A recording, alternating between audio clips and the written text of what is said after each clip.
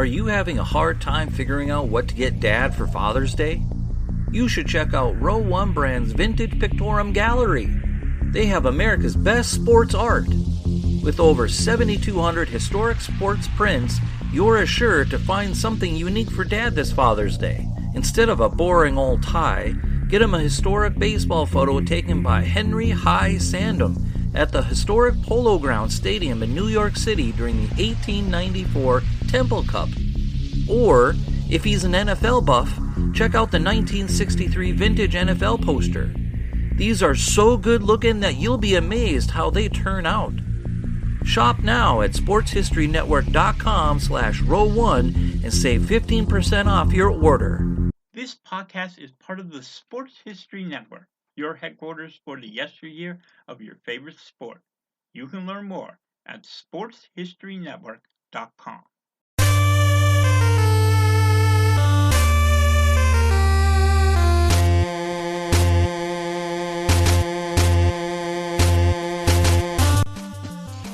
It's time for Lombardi Memories, a show that takes you back in time, into January or February, to the greatest one-day spectacle in all of sports.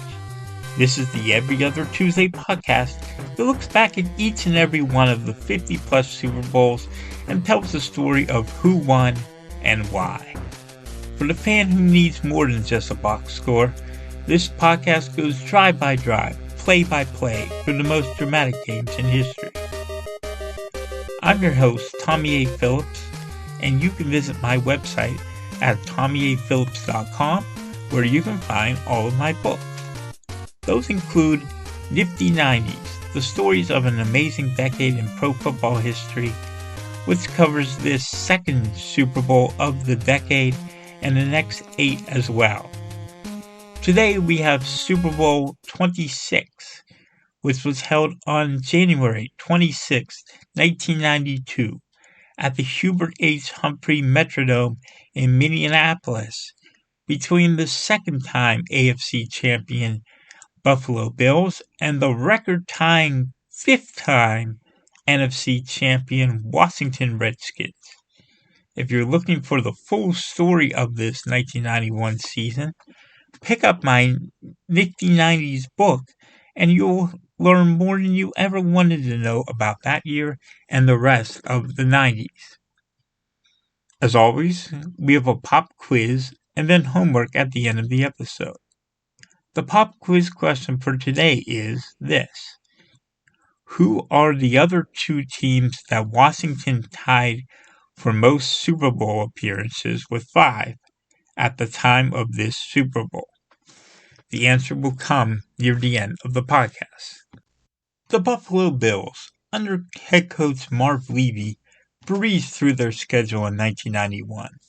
They won their first 5 games and 10 of their first 11. Most of the wins were convincing ones. The Bills scored at least 30 points 9 times. In the divisional round of the playoffs, they crushed the Kansas City Chiefs 37-14.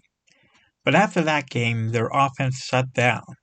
They made it to the Super Bowl with a 10-7 AFC Championship win over Denver, but their only touchdown came on a pick six by linebacker Carlton Bailey. There was cause for concern with their offense going to Minnesota for their second straight Super Bowl. Quarterback Jim Kelly had a banner year in 1991, throwing for 3,844 yards and 33 touchdowns and completing 64.1% of his passes. Running back Thurman Thomas rushed for 1,407 yards and 7 touchdowns, while also catching 62 passes for 631 yards. All that is to make it clear why he won NFL MVP, beating out his quarterback Kelly by a substantial margin in the MVP voting. He was boosted by his fellow mate in the backfield, Kenneth Davis, who rushed for 624 yards himself. Receivers Andre Reed and James Laughlin both went over 1,000 yards and totaled 18 touchdowns between the two of them. The Bills were an absolute juggernaut on offense, but they still had a strong defense, including linebacker Cornelius Bennett with 9 sacks and defensive tackle Jeff Wright with 6. And then you had defensive back Nate Odoms and linebacker Darryl Talley with 5 interceptions each. Meanwhile, over in the NFC, led by head coach Joe Gibbs, the Washington Redskins rolled right through their schedule as well. They won their first 11 games and finished 14-2, with their 2 losses by a combined 5 points, and the second one being a meaningless Week 17 game against Philadelphia. The Skins then had no problem in the playoffs, beating Atlanta 24-7 and crushing Detroit 41-10 in the NFC Championship game to advance to their 5th Super Bowl. Quarterback Mark Rypien may have only finished 4th in the MVP voting, but he won the award in my book. He threw for 3,564 yards and 28 touchdowns with only 11 interceptions and a passer rating of 97.9. His team's passing attack was rivaled only by Buffalo's. Receiver Gary Clark caught 70 passes for 1,340 yards and 10 touchdowns, while Art Monk had 1 more catch than him and also went over 1,000 yards. Meanwhile, in the backfield, the Skins had running back Ernest Biner going for 1,048 yards and 5 touchdowns, Ricky Irvins going for 680, and Gerald Riggs scoring 11 times. The coin was tossed by Steelers head coach Chuck Noll, having just finished his career in Pittsburgh with 4 Super Bowl rings. The Redskins won the toss and naturally chose to receive. When the Bills kicked off, referee Jerry Markbright was not ready, and the kickoff that went for a touchback had to be re-kicked. Fortunately for Buffalo, the second kickoff also went for a touchback. Also not ready for the start of the game, Thurman Thomas of the Bills. He lost his helmet on the sideline and ended up missing his team's first 2 offensive plays. That's why you'll see that Kenneth Davis was the official starting running back of this game for the Bills and not Thomas, even though Thomas was the league MVP. The Redskins and Bills started this game slowly, especially for having such explosive offenses. Each team went 3-and-out on their first possession. Washington got the ball back at their own 11, where Rypien rolled to his left and fired to Monk, who was pushed out as he tried to make the catch at the 23, and the first down was given to him.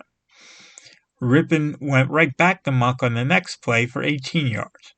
Biner burst for 9 more, and then he got the first down on the next carry. Rypien then went to Monk 2 more times, collecting 50 yards on 2 passes. Riggs was the short distance specialist, so he came in, but he was stopped at 2 on his 2 runs. So on 3rd down, Rypien rolled to his right, fired to Monk, and the receiver brought it in for what was apparently the game's first touchdown. Said Mark Bright. The play was reversed on instant replay as Monk had 1 foot in and the other come down out of bounds. The Skins settled for a field goal attempt, but even that failed. Holder Jeff Rutledge fumbled the try, and he was tackled for a loss. Buffalo got a pair of first downs on Kelly passes, a 12-yarder and a 19-yarder to Lofton, but the Bills were stopped and they had the punt. As the second quarter began, Biner ran for a first down past the 40. Rypien then hit receiver Ricky Sanders, the 3rd member of the posse, on the long bomb for a 42-yard gain. A holding penalty on the next play stopped Washington from being able to get the ball into the end zone, but this time kicker Chip Lohmiller got a good hold and made the 34-yard field goal to put the Redskins up 3-0. The Bills went 3-and-out and punter Chris Moore got off only a 23-yard punt, giving Washington the ball at the 49. Rippon immediately went to Clark for a first down at the Buffalo 35. Biner ran for 6 more, then Rippon beat the blitz for an 8-yard gain. On the next play, the Bills were called for roughing the passer.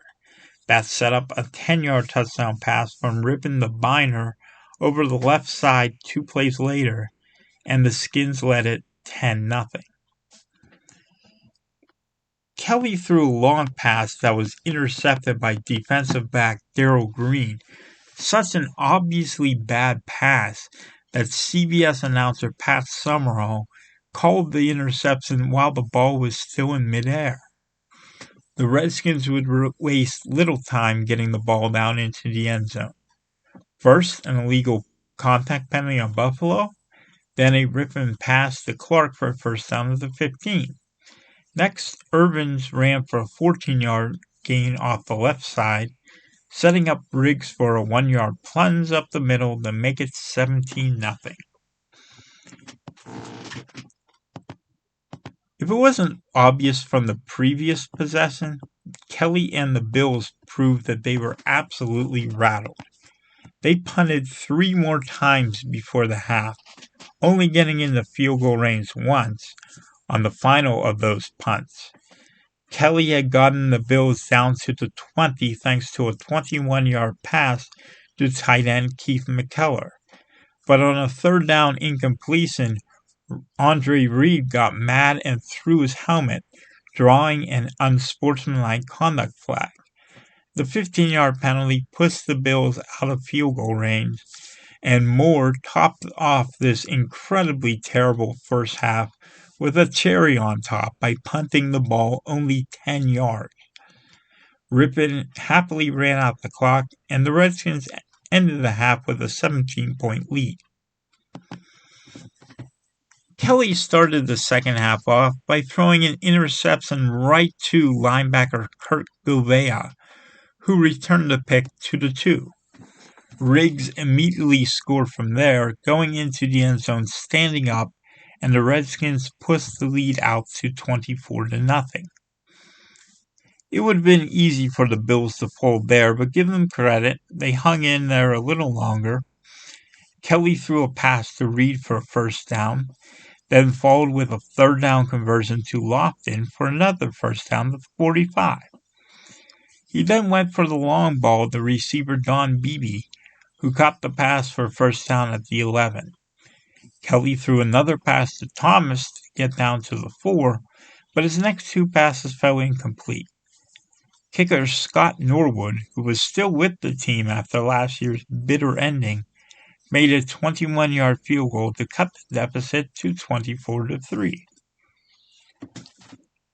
Biner got 1 first down for the Redskins before they had the punt. The Bills then got back into the game, starting with an 11-yard pass from Kelly to Lofton. Next, Kelly threw the BB for 9 more yards, and then Redskins defensive back Martin Mayhew got flagged on a long pass for pass interference, setting up the Bills down near the goal line. Thomas managed to get across the goal line on third down from a yard out, and suddenly the Bills were only down by 2 touchdowns. This was the key drive. If the Bills could stop the Redskins here, they'd have all the momentum and a chance at really putting the pressure on Washington since they're only down 24-10. But Rippon was calm and cool on this next drive, starting with a pair of passes to Clark to get a first down at the 38. Irvins ran for 6 more, and Rippon hit Clark for a first down at the Buffalo 43. Irvins picked up another 8 on first down, allowing Riggs to get the first down on a third down carry. 3 plays later, though, the Redskins faced 3rd and 10 from the Bills' 30. Rippon fired down the right sideline to Clark, throwing the perfect deep ball with enough touch to get it right into Clark's hands. Rippon ran down the field with a hilarious celebration, but he didn't need any style points. Instead, his team had gotten 7 points, and they now led 31-10. Defensive back Alvoid Mays forced a fumble off Kelly, and defensive end Fred Stokes picked it up for the Redskins. Looked like the Skins were about to get another touchdown as Biner ran it down to the 5, but his gain got called back on a holding penalty. Now, Rippon did get most of those yards back on a 17-yard pass to Monk, but the Redskins settled for a 25-yard field goal from Lohmiller to make it a 4-possession game. Next, things continued to pile up on Kelly as this time he threw a long ball that Summerall once again called an interception in midair. This one was picked off by defensive back Brett Edwards. He returned the pick to the Buffalo 34. Irvins ran for first down to the 20, setting up Lohmiller for a 39-yard field goal that made it 37-10 and officially put this game to bed.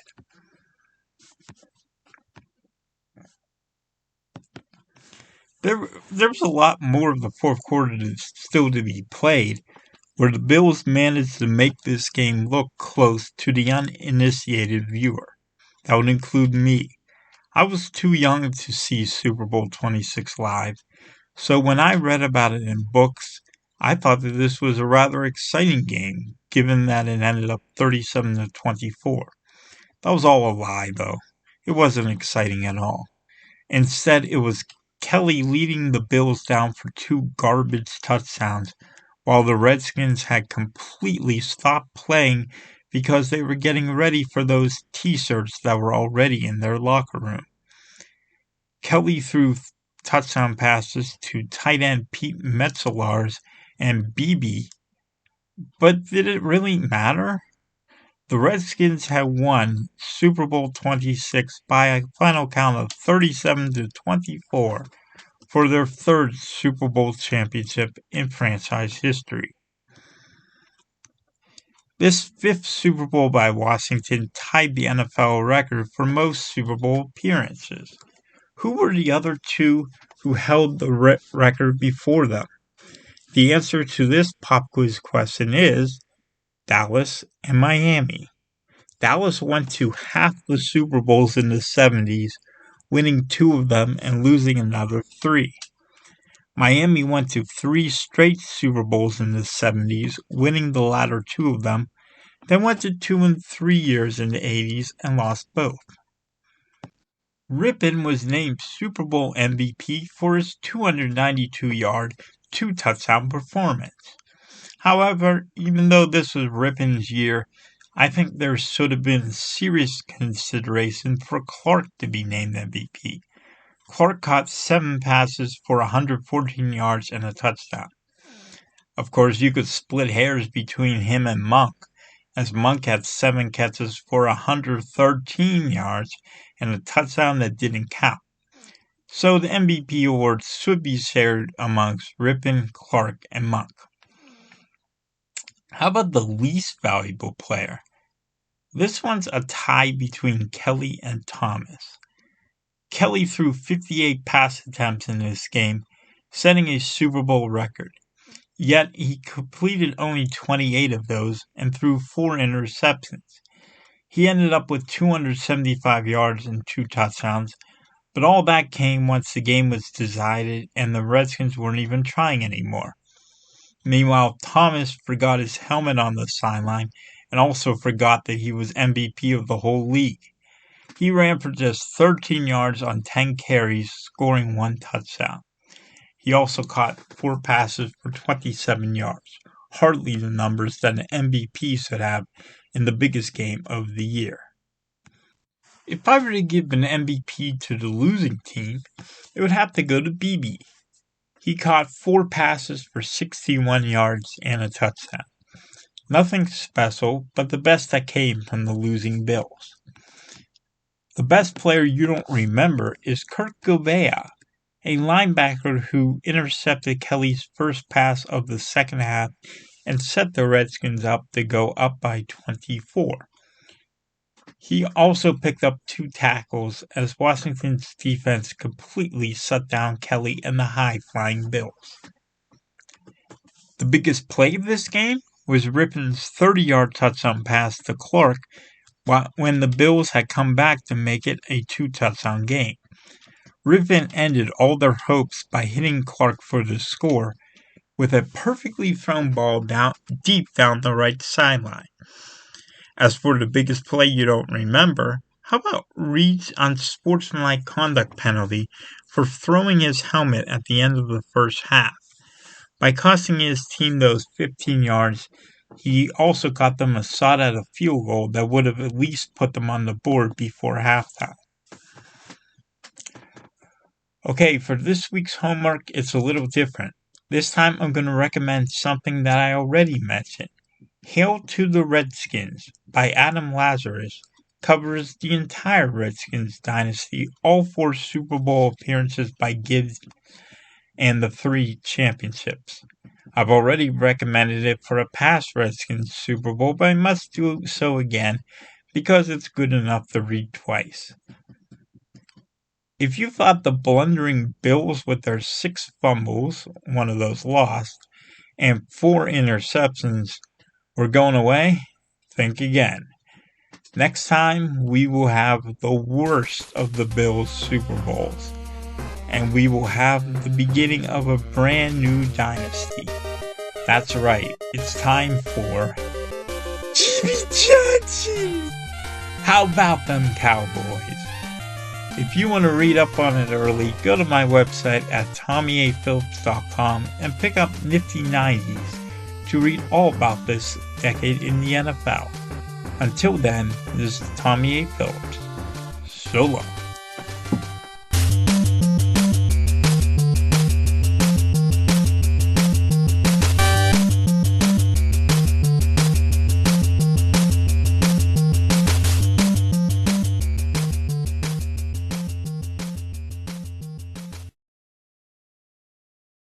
We here at the Sports History Network proudly partner with 26 podcasts, all revolving around the history of sports. But did you know that many of our hosts were sports history authors way before they started their shows? It's true. We've got Joe Ziemba, host of When Football Was Football, Joe Zagurski, host of Pro Football in the 1970s, Mark Morthier, host of Yesterday Sports, Tommy Phillips, host of Lombardi Memories, and Scott Adamson, co-host of From the 55-Yard Line. All these authors have many books for you to choose from. To check them out, go to our website at sportshistorynetwork.com/sportshistorybooks. Pick up your copy today. Soundtrack provided by Kevin MacLeod of filmmusic.io.